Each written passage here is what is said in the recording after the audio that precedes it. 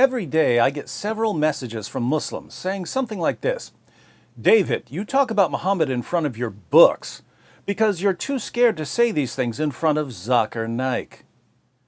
To you Muslims who think that Christian debaters are scared of Zakir Naik, I'd just like to ask, what color is the sky in your world? Because here on Planet Reality, Zakir Naik is a joke.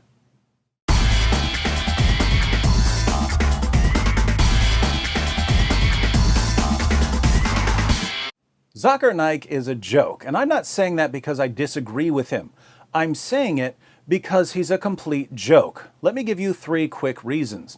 First, Zakir Naik portrays himself as a champion debater, but he's never faced one actual Christian debater in his entire career. Compare Naik with someone like Shabir Ali. Shabir Ali has debated William Lane Craig multiple times. He's debated James White multiple times. He's debated Jay Smith multiple times. He's debated Mike Licona multiple times. He's debated Tony Costa multiple times. He's debated me multiple times. He's debated Sam Shamoun and Samuel Green and Jonathan McClatchy and Nabil Qureshi. Shabir Ali obviously isn't scared to face experienced Christian debaters. Look up Zakir Naik's debates and you'll find that he's debated a handful of people you've never heard of. The only person Zakir Naik has ever debated that I've even heard of was William Campbell. And William Campbell wasn't a debater, he was a writer. Naik knew he wasn't a debater. That's why he agreed to debate him. Naik only agrees to face people who either have no debate experience or know nothing about Islam. Those of us who debate regularly and who deal with Islam regularly, Naik won't come near us. And we've been challenging him for years. Here's a debate challenge we sent him nearly 8 years ago. I've challenged him to debate. James White has challenged him to debate. Sam Shamoun has challenged him to debate. Nabil Qureshi has challenged him to debate. And do you know what he says when we challenge him to debate? He says, you have to guarantee that you will show up to the debate with 10,000 people. Now, that's a strange demand. If you look at Zakir Naik's other debates with Christians, they didn't have to bring 10,000 people to the debate. In the 2 Zakir Naik debates I've clicked on, there were only a couple hundred people in the audience. Why did Zakir Naik debate them? I was recently watching one of Naik's Q&A sessions, and a Christian woman was at the mic. And Zakir Naik said that if she wanted to debate, they could set up a debate.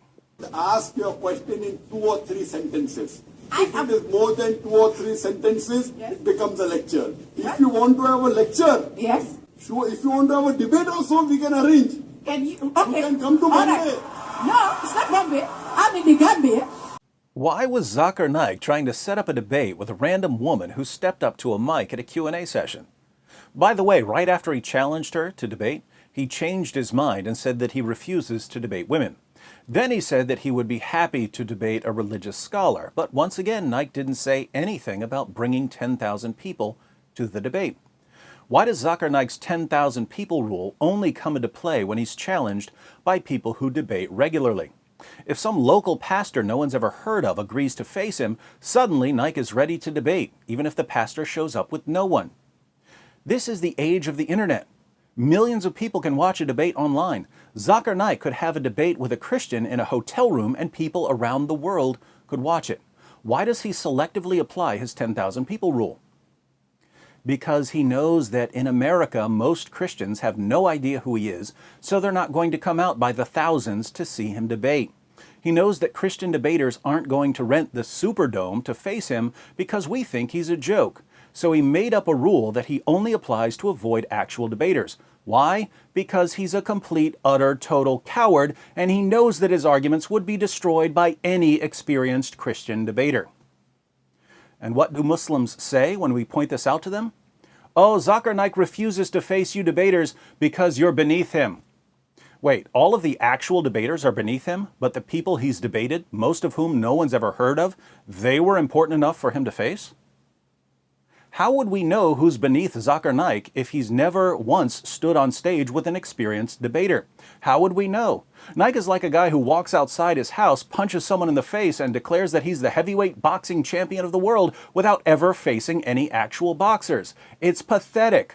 What's even more pathetic is that Naik's followers are so gullible they think he's a serious debater. There are serious debaters in the world. Naik isn't one of them. Second, Zakir Naik's ministry pays people to convert to Islam. The Hindustan Times reports The special branch of the Mumbai police claims that controversial Islamic preacher Zakir Naik and his non-profit Islamic Research Foundation have illegally converted around 800 people to Islam by paying them using funds received from abroad. The allegation, if proved, could spell more trouble for Naik, who is being investigated for his fiery speeches and alleged extremist links. Mumbai police found that Naik's organization paid converts 50,000 rupees, some of which came from Saudi Arabia. Members of the organization would then radicalize converts and convince them to join ISIS. For you Muslims who are thinking to yourself, no, Zakir Naik would never do such a thing, you should probably study the Quran and the life of your prophet, because Muhammad himself paid people to convert to Islam. And one of the reasons you pay zakat is to pay people to convert to Islam. Surah 9, verse 60 of the Quran lists the various uses of zakat. One of the uses is to attract the hearts of those who have been inclined towards Islam. What does it mean to use zakat funds to attract people's hearts? Muhammad shows us exactly what it means. In Sahih Muslim, number 6022, Muslims win the Battle of Hunain. And we read, "On that day, the Messenger of Allah gave Safwan bin Umayyah 100 sheep, then another 100, then another 100. Ibn Shahab said, Sa'id bin al-Musayyab told me that Safwan said, by Allah, the Messenger of Allah gave me what he gave me, and he was the most hated of people to me. But he kept giving to me until he became the most beloved of people to me."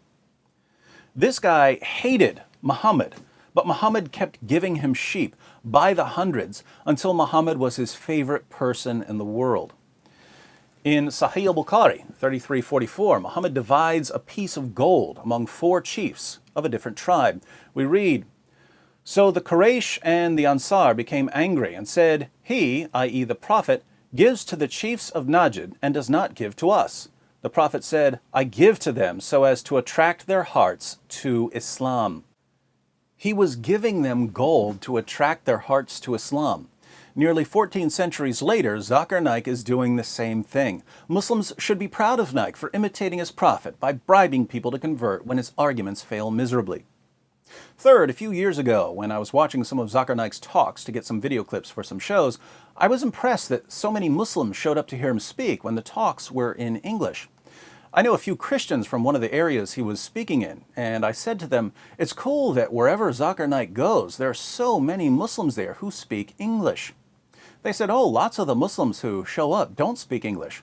I said, why do they show up? Just to be close to Naik? They said, no, the Muslim leaders bring them in to cheer.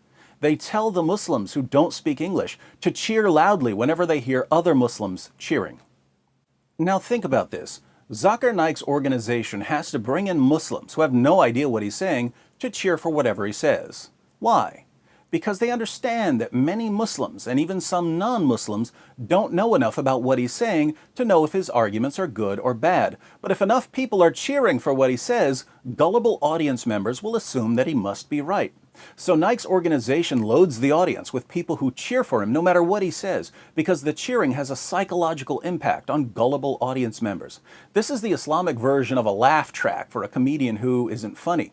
And let's face it, a laugh track would be much more appropriate for a Zakir Naik lecture than for a comedian. Putting all of this together, many Muslims regard Zakir Naik as their best debater and top apologist. Who is Zakir Naik? He's someone who pretends to be a champion debater even though he's a complete coward who instantly backs down from every single experienced Christian debater who challenges him. He's someone who pays people to convert to Islam just as his prophet paid people to convert to Islam. And he has to bring in cheerleaders to tell his fans when to cheer even though they have no clue what he's saying, all so he can trick ignorant, naive, easily manipulated audience members into thinking that he's presented a serious case for Islam. Zakir Naik is a joke. He's always been a joke. He'll always be a joke. If this is, as many Muslims claim, the best apologist Islam has to offer out of 1.6 billion Muslims in the world, what does this tell us about Islam? Of course, there's much more we could say about Zakir Naik. If you'd like to know more about why he backs down from debaters, click on this video by Nabil Qureshi, where Nabil examines just 5 minutes of a Zakir Naik lecture and finds 25 mistakes. You heard me correctly. Over a 5-minute period, Zakir Naik averages 1 mistake every 12 seconds. Fortunately for Naik, he's speaking to people who don't know any better and who don't bother to question or challenge him. But they keep cheering anyway, along with all the Muslims who don't even know what he's saying. Welcome to Islam, the only religion that would want someone like Zakir Naik as its champion.